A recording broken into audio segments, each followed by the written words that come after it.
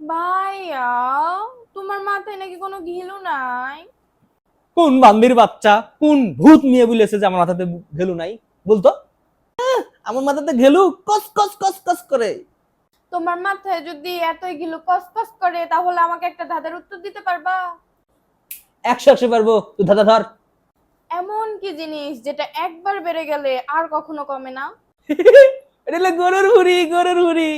না না না না না, হয় নাই। তাহলে কি হবে? ওটা কি? বয়স। হাই, তুই বললি কেন? আমি না এখনই বলতে গেছিলাম মানুষের বয়স হবে। ভাইয়া, তুমি নাকি সব সময় নিজেকে অনেক বুদ্ধিমান মনে করো। তো আমার বুদ্ধি আছে, তা আমি নিজেকে বুদ্ধিমান মনে করবো না? তাহলে আমার একটা ধাঁধার উত্তর দাও তো দেখি। ঠিক আছে, জিজ্ঞেস কর। 1000 বছরের পুরানো হয়েও বয়স তার 1 মাস, আমাদের মাথার উপরে তাদের বাস। আমি পারি, এটা হলো মাথার কাকড়া। হয় নাই। চাঁদ। হাই, আমি বলতে লাগছিলাম, তুই বললি কে? এটা আমি জানতাম, এটা চাঁদ।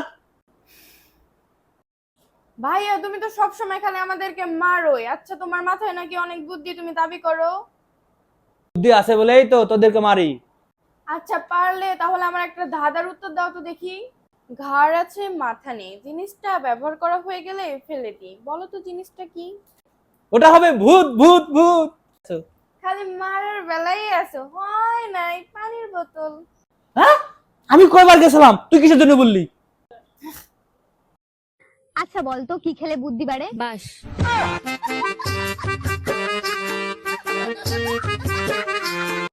যেখানে হাসলে প্রবলেম, বিশ্বাস করেন ভাই, আমার সেখানেই সব থেকে বেশি হাসি পায়।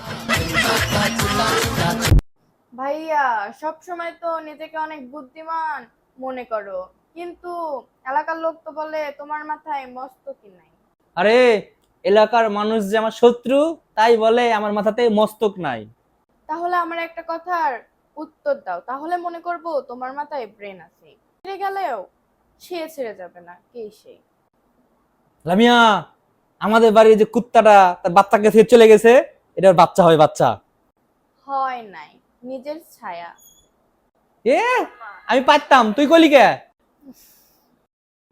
ভাইয়া, আমি আজকে কাজে গেছিলাম, এই যে 1000 টাকা পেয়েছি, নাও। মিথ্যা কথা বলিস কিসের জন্য? তুই তো আজকে কাজে যাস নাই। আরে না, গিয়েছি তো, মিথ্যা কথা বলতেছি না, সত্যি কথাই বলতেছি। আমার বিছনার তোষকের নিচে 2000 টাকা ছিল, সত্যি করে বলে টাকাটা কে নিয়েছে? খবরদার মিথ্যা কথা বলবো না ভাইয়া, তোমার তোষকের তলে 2000 না 1000 টাকা ছিল, এই যে আমি নিচ্ছি। হ্যাঁ? আচ্ছা ভাইয়া, বোবা কিভাবে পানি চাবে? আ আ আ আর অন্ধ কিভাবে কেটে যাবে? কেন ভাইয়া, অন্ধের কি কথা বলতে পারে না? হ্যাঁ? ভাইয়া, পান সুপারির দাম তো অনেক বেড়ে গেছে। তো আমি কি করব? এক কাজ করো, তুমি বেশি বেশি পান সুপারি কিনে স্টক করে রেখে দাও। হ্যাঁ, আমি বেশি বেশি করে পান সিগারেট কিনে স্টক করি, দিয়ে আমি মারা যাই, দিয়ে ওই সবকিছু তোমরা দখল করো, শুধু তোমার ভাইকে ঠকানোর ধান্দা না? হ্যাঁ?